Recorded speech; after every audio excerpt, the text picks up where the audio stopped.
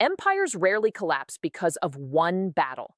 Most of the time, they collapse because they overextend themselves. Too many fronts, too many enemies, too many places demanding soldiers, money, fuel, and attention at the same time. And in 2026, Russia may be walking directly into that trap. Because while the world's attention remains fixed on Ukraine's trenches and drone strikes, another crisis has been quietly growing hundreds of kilometers away, a crisis surrounding one of Russia's most militarized territories, Kaliningrad. For decades, Kaliningrad was designed to intimidate NATO, a heavily armed Russian fortress wedged between Poland and Lithuania, packed with missiles, radar systems, air defenses, electronic warfare platforms, naval forces. From this enclave, Moscow could pressure the Baltic states, threaten NATO shipping lanes, and project power deep into Europe. At least, that was the plan. But wars change calculations. And Putin made a decision that may have fundamentally weakened Russia's position in the Baltic region. To sustain the war in Ukraine, the Kremlin began draining troops and equipment from areas once considered untouchable. Among the most heavily stripped zones was the Western military infrastructure tied to Kaliningrad and the Finnish direction. Elite formations disappeared toward Ukraine. Air defense systems vanished from Baltic positions. Mechanized units were transferred eastward. And slowly, the fortress began hollowing out from the inside. NATO noticed immediately. Because military movements reveal priorities more honestly than speeches ever do. Russian television continued warning about NATO aggression. Officials continued talking about existential threats from the West. But at the same time, Moscow was removing forces from the very border regions supposedly under danger. To NATO commanders, that contradiction exposed something important. If the Kremlin truly believed invasion from NATO was imminent, it would never empty its western flank. And that realization changed the strategic atmosphere around Kaliningrad completely. According to multiple intelligence assessments, large portions of Russian military infrastructure near Finland and the Baltic region were severely depleted after the invasion of Ukraine began. Satellite imagery reportedly showed near-empty garrisons, storage areas stripped of equipment, personnel levels dramatically reduced. In some sectors, only skeleton staffing remained. And the problem was not limited to manpower. Some of Russia's most advanced systems also disappeared. At one point, even elements of the S-400 air defense network were reportedly transferred away from Kaliningrad-linked positions toward the Ukrainian theater. That is an extraordinary signal, because the S-400 is not just another weapon system. It is one of the pillars of Russia's layered defense strategy. Its presence in Kaliningrad once allowed Moscow to project an anti-access umbrella across much of the Baltic region. Polish airspace, Lithuanian airspace. Large portions of the surrounding area could theoretically be monitored and threatened through these systems. Removing parts of that umbrella meant accepting increased vulnerability, and intelligence analysts understood exactly what that implied. Ukraine was consuming so many military resources that Russia was beginning to gamble elsewhere. Even some of the region's strongest mechanized formations were reportedly redirected toward Ukraine. Naval infantry units once tied to Baltic defense found themselves fighting in Donbass instead, and those deployments came with heavy losses. The deeper the war dragged on, the harder it became for Russia to maintain strong military posture simultaneously in Ukraine and around NATO's northeastern frontier. So Moscow attempted a solution. Build new formations. Create replacement structures, reconstruct military capacity near the Finnish and Baltic directions. On paper, the plans sounded impressive. New Army Corps, expanded divisions, renovated Soviet-era bases, fresh barracks, vehicle depots, training grounds. Construction accelerated near areas like Karelia and locations relatively close to Finland. But there was one major problem. Russia was building with one hand, while feeding Ukraine with the other. Many newly formed units reportedly ended up rotating into the Ukrainian war before full readiness was achieved. Equipment earmarked for Western military rebuilding disappeared toward the front. Freshly expanded formations lost vehicles almost immediately. The cycle became self-defeating. Patch one gap, open another, strengthen one region, drain another. And over time, Kaliningrad's military vulnerability became increasingly difficult to hide. Perhaps the clearest sign came from infrastructure behavior itself. Russia began constructing additional aircraft shelters and protective facilities around key military aviation bases in the enclave. At first glance, this might seem routine, but context matters. Military planners usually build such protections when they believe assets are becoming exposed. And exposure was exactly the issue, because the age of drone warfare has changed the meaning of distance. For years, Kaliningrad's geography gave it psychological security, now that security feels less certain, especially after repeated examples of long-range drone strikes across Russia. Facilities once considered safely behind the front line suddenly appeared vulnerable. And then something happened that would have sounded almost unbelievable before this war. Civil aviation disruptions linked to drone threat warnings reportedly affected Kaliningrad itself. Flights delayed, aircraft circling, emergency procedures activated. Official silence followed, but the symbolism was impossible to ignore. The heavily militarized Russian enclave that once threatened NATO was now reacting defensively to aerial threats of its own. That moment carried enormous psychological weight, because military power is not only about possessing weapons, it is about perceived control. And once a fortress begins acting like a vulnerable outpost, strategic perception changes. No country understood this shift faster than Poland. Warsaw watched the depletion of Russian forces carefully, and instead of reacting with panic, Poland moved methodically, layer by layer. First came the intelligence dimension. Russian diplomatic and consular infrastructure inside Poland faced increasing restrictions and closures. Officially, these were diplomatic measures, but strategically, they had deeper consequences. Modern consulates are not always just consulates. They can function as listening posts, observation centers, information hubs. For years, Russia maintained extensive visibility into transportation patterns, NATO exercises, shipping activity, and infrastructure movements across parts of Poland. As these networks were reduced, Kaliningrad's informational reach shrank too, and information matters enormously in military planning. A commander operating blindly becomes cautious. A cautious force loses initiative, but Poland did not stop with intelligence restrictions. The next phase was physical. Defensive fortifications began expanding along the eastern frontier. Anti-tank barriers, trenches, reinforced defensive positions, bunker systems, minefield preparation zones. Large-scale infrastructure projects emerged under the framework of what Polish leadership described as one of the most significant border defense efforts in modern European history. This was not symbolic construction. It reflected a strategic conclusion. Poland no longer viewed Kaliningrad primarily as an offensive springboard. Instead, it viewed it as an unstable military pocket that could become dangerous during crisis escalation. And the fortifications served two purposes simultaneously: defense and containment. That second purpose is critical, because modern military strategy increasingly focuses not only on defeating enemy forces, but limiting their operational freedom before conflict even begins. Then came the economic and transportation layer.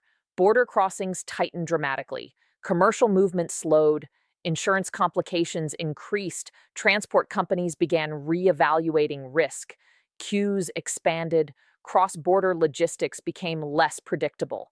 For Kaliningrad, this matters immensely because geography has always been its greatest weakness. The enclave survives through connectivity: roads, railways, sea routes, energy lines. Remove enough of those arteries, and the enclave becomes isolated. This vulnerability has existed for decades, but the Ukraine war intensified awareness of it dramatically, especially after earlier disputes over sanctioned goods passing through Lithuania. That episode was deeply revealing. When restrictions were introduced on certain categories of transit, Moscow responded with furious rhetoric: warnings, threats, promises of consequences. But ultimately, little changed, because Lithuania stood behind the shield of NATO, and that altered the balance completely. For perhaps the first time in years, the Kremlin encountered a situation where intimidation produced limited results. That realization mattered not only politically, but psychologically, because deterrence depends heavily on credibility, and credibility weakens when threats repeatedly fail to change outcomes. Meanwhile, another long-term strategic transformation quietly accelerated in the background: rail infrastructure. Most former Soviet rail systems use a wider gauge than standard European railways. For years, this allowed direct Russian rail connectivity into Kaliningrad through neighboring states. But projects aimed at integrating Baltic rail systems more deeply into Europe are changing that. And the implications are massive, because this is not simply about transportation modernization. It is about strategic orientation. The deeper Baltic infrastructure integrates westward, the harder Russian logistical continuity becomes. Eventually, physical incompatibility itself could become a barrier. Different rail dimensions, different systems, different operational standards. And once that transformation matures, Kaliningrad's dependence on maritime supply routes grows even further. That brings us to perhaps the enclave's most dangerous vulnerability of all: energy. Electricity is invisible until it disappears. Then everything stops. Hospitals, heating, communications, industry, water systems, transport. Modern cities survive through uninterrupted energy flow. For years, the Baltic region operated within interconnected Soviet-era energy structures.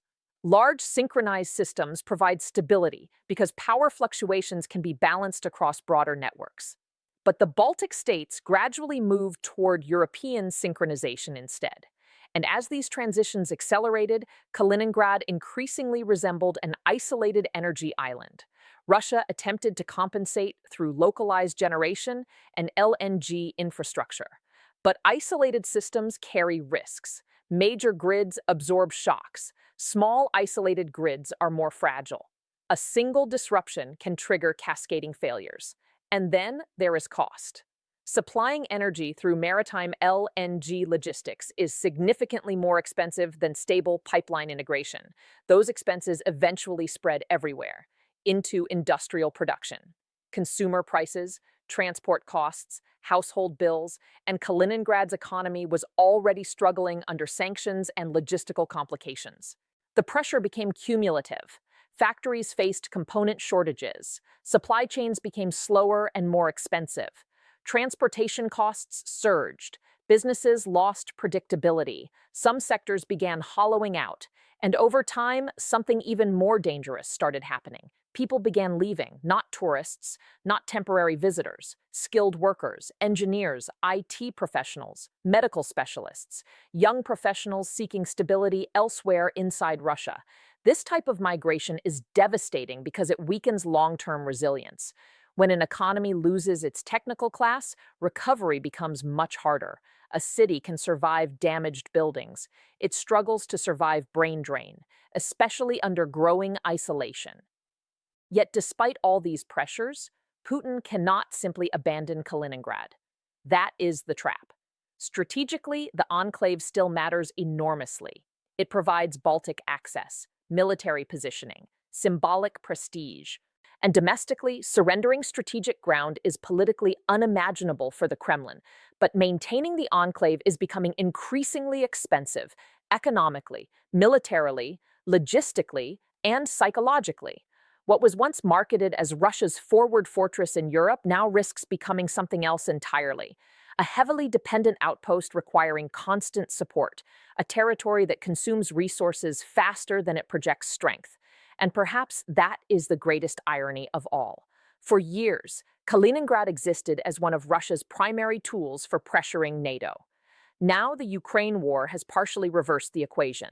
Instead of intimidating Europe, the enclave itself increasingly appears constrained by Europe, constrained by geography, by logistics, by economics, and by the consequences of a war that continues draining Russian capacity month after month. But the real danger for Russia is not that Kaliningrad is isolated. The real danger is that everyone now knows it can be isolated. That psychological shift changes the strategic balance in the Baltic region more than any single missile system ever could. For years, Kaliningrad functioned as a symbol of Russian reach. a military dagger pointed toward NATO's northeastern flank. From this enclave, Moscow could pressure the Baltic Sea, threaten supply routes, project anti-air and anti-ship coverage deep into Europe. Even the presence of Iskander missile systems created constant political tension. The enclave was designed to make NATO think twice during any crisis. But military power depends on credibility, and credibility depends on sustainability. If a fortress cannot reliably feed itself, reinforce itself, or protect its infrastructure under prolonged pressure, then its strategic value begins changing. That transformation is exactly what appears to be happening now. Because Kaliningrad's greatest weakness has always been geography. It is physically separated from mainland Russia. Every road connection depends on neighboring countries. Every rail corridor depends on political permission. Every energy line depends on external systems. And every maritime route depends on access through a Baltic Sea that is no longer strategically neutral. This matters far more today than it did 10 years ago, especially after Finland and Sweden fundamentally changed the military balance in Northern Europe. Before the Ukraine war, the Baltic Sea was contested space. Now, from Moscow's perspective, it increasingly resembles constrained space, a region where NATO surveillance, naval presence, and air coverage have expanded dramatically. That does not mean Russia has lost access, but it means every reinforcement operation is more visible, every cargo movement more monitored, every supply ship more exposed, and exposure creates vulnerability. This is why sea logistics alone cannot fully solve Kaliningrad's problem. On paper, maritime resupply sounds simple. Use ferries, increase shipping, expand cargo capacity. But reality is harsher. Sea transport is slower, more expensive, weather-dependent, and critically, easier to monitor strategically. Storms delay schedules, ice conditions complicate movement, port congestion slows unloading, and military planners hate uncertainty, especially when sustaining an isolated territory. Even Russia's own transport sector has reportedly struggled with delays and rising operational costs connected to Baltic logistics, and those costs eventually spread across the enclave's economy. Construction materials become more expensive, industrial imports slow down, consumer prices rise, investment confidence weakens. This creates a dangerous long-term cycle. Higher costs weaken local business activity. Weak business activity reduces economic resilience. Reduced resilience increases dependence on Moscow. And increased dependence raises the burden on the Russian federal budget. That burden becomes even more serious during wartime because wars consume money at astonishing speed. Weapons production, troop salaries, compensation payments, repairs, fuel, industrial mobilization. Everything drains resources continuously. And sustaining Kaliningrad under growing logistical strain becomes one more expensive obligation added to an already massive wartime budget. That is why the enclave increasingly looks less like a strategic advantage and more like a strategic liability, especially because modern warfare has exposed another uncomfortable truth. Static fortresses are vulnerable in the drone era. This may be one of the biggest military lessons emerging from Ukraine. Large concentrations of infrastructure are easier to locate, easier to monitor, and increasingly easier to threaten from long distance. For decades, geography protected rear military zones. Now drones are compressing strategic depth. An airbase once considered safe may suddenly require reinforced shelters. A fuel depot may need permanent camouflage. Ports once operating normally may require layered anti-drone defenses. Every layer of additional protection increases cost, and Kaliningrad requires protection everywhere. Airfields, ports, command centers, power infrastructure, radar stations, communication hubs, supply depots. The list is endless, but resources are finite. That creates impossible choices. Protect the front lines in Ukraine, or strengthen the Baltic enclave, expand production, or expand defensive infrastructure, modernize the military, or sustain vulnerable territories. Every answer weakens something else, and NATO understands this perfectly, which is why the Western response around Kaliningrad has become increasingly systematic. This is no longer about symbolic military exercises alone. It is about creating strategic pressure from multiple directions simultaneously: economic pressure, transportation pressure, intelligence pressure, infrastructure pressure, political pressure, and perhaps most importantly, uncertainty pressure, because uncertainty itself is a weapon. If Russian planners cannot reliably predict future transit conditions, they must prepare for worst-case scenarios. That means stockpiling more supplies, allocating more reserve capacity, increasing contingency planning, all of which consumes additional resources. The rail issue alone demonstrates how serious this could become long-term. The Baltic states' gradual transition toward European standard railway integration is not merely a technical infrastructure project, it is geopolitical engineering. The deeper these systems connect westward, the harder Soviet-era logistical continuity becomes. And once incompatible systems dominate the region, Kaliningrad's overland dependence becomes dramatically more fragile. This does not create immediate collapse, but it slowly narrows flexibility. Again, that word becomes crucial. Flexibility. Strong military systems survive through options. Weak systems become trapped by geography, and trapped geography eventually creates strategic vulnerability. The energy dimension may become even more dangerous over time, because isolated energy systems are difficult to stabilize during crises. One severe disruption can create cascading failures. And unlike military damage, energy instability immediately affects civilian life. Heating failures, water disruptions, industrial shutdowns, medical emergencies, communications breakdowns. These pressures accumulate socially as much as economically, which brings us to another problem Russia rarely discusses publicly: demographics. Kaliningrad is slowly losing exactly the type of population it most needs to retain: young professionals, technical workers, educated specialists. These are the people who maintain modern economies, modern hospitals, modern infrastructure, modern industry. When they leave, decline accelerates quietly. Not dramatically, quietly. A factory closes here. A technology firm relocates there. Medical staffing shortages emerge somewhere else. Over time, the cumulative effect becomes serious, especially in isolated regions already under logistical stress. And demographic decline creates another strategic problem: military sustainability. An enclave dependent on constant external reinforcement becomes harder to maintain if local economic vitality weakens simultaneously. The region slowly transforms from productive territory into supported territory, and supported territories are expensive. This is why some analysts increasingly compare Kaliningrad to a geopolitical pressure chamber, a territory under constant strategic compression, not invaded, not attacked directly, but gradually constrained, economically, militarily, logistically, and psychologically.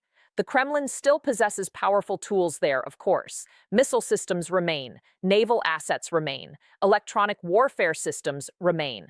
Russia can still create serious security challenges in the Baltic region. No serious strategist dismisses that reality, but capability alone does not equal advantage. Sustainability determines whether capability remains usable during prolonged crisis. And sustainability is exactly where the pressure is growing. This is also why Russian rhetoric surrounding Kaliningrad has become increasingly sharp. Warnings, threats, nuclear references, accusations about NATO intentions. Because politically, Moscow cannot appear weak regarding such a strategically symbolic territory. Kaliningrad represents more than geography. It represents prestige. Second World War legacy, Russian military reach into Europe, national identity narratives, retreat or concession surrounding the enclave would be politically explosive domestically, but rhetoric has limits, especially when military overstretch becomes visible.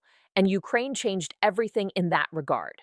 Before 2022, Russia could maintain the image of near-limitless regional military pressure. After years of attritional warfare in Ukraine, that image looks different. The war exposed the enormous costs of sustaining large-scale operations. It exposed logistical weaknesses, industrial bottlenecks, equipment losses, personnel shortages, and critically, it forced Russia to redistribute military assets in ways previously considered unlikely. That redistribution is one reason Kaliningrad now appears more vulnerable than at any point in decades. Ironically, the territory designed to pressure NATO has itself become pressured by NATO. That reversal may be one of the most important strategic consequences of the Ukraine war outside the battlefield itself.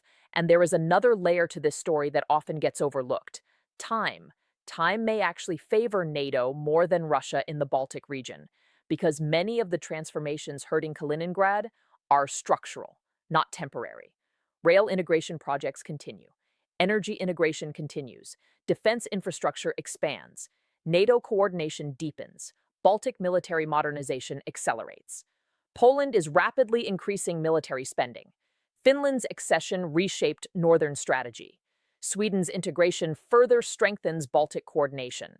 These are long-term shifts, not temporary reactions. Meanwhile, Russia faces the opposite dynamic. Continuous wartime depletion, continuous economic pressure, continuous infrastructure strain, continuous sanctions pressure. That asymmetry matters, because long wars are often won not by dramatic offensives, but by cumulative structural advantage. And structural trends around Kaliningrad increasingly favor containment over expansion. Still, this does not mean Russia will simply accept strategic decline quietly. Historically, states facing narrowing options often become more unpredictable, especially when symbolic territories are involved. That is why Kaliningrad remains dangerous, not because it is invulnerable, but because pressure on strategically sensitive regions can create escalation risks. Military posturing, hybrid operations, cyber activities, maritime incidents, airspace confrontations all become more likely when states feel constrained, and the Baltic region already sits among the most militarily sensitive zones in Europe. That reality means the world should not underestimate Kaliningrad simply because it faces growing pressure. Cornered powers can still create crises, but even that possibility reinforces the larger conclusion. Putin's original strategic logic has partially reversed itself. Kaliningrad was meant to project fear outward. Instead, Russia increasingly worries about protecting Kaliningrad itself. The fortress, once designed to intimidate NATO, now requires constant reinforcement to avoid isolation. And that may be the clearest sign of strategic overstretch, because true power is not measured by how loudly you threaten your enemies. It is measured by how sustainably you maintain your own position over time. Right now, sustaining Kaliningrad is becoming harder every year. Harder economically, harder militarily, harder politically, and harder psychologically. That does not mean Russia is losing the enclave tomorrow. Far from it. But it does mean something fundamental has changed. The balance of pressure is shifting, and in geopolitics, once pressure begins moving in the opposite direction, reversing momentum becomes extraordinarily difficult. Kaliningrad was once presented as Russia's forward fortress in Europe. Now, it increasingly resembles a heavily armed island under strategic compression, a territory Moscow cannot abandon, but also cannot comfortably sustain forever. And that may ultimately become one of the Ukraine war's most unexpected consequences. Not the expansion of Russian influence in Europe, but the gradual transformation of one of Russia's strongest strategic positions into one of its most expensive burdens.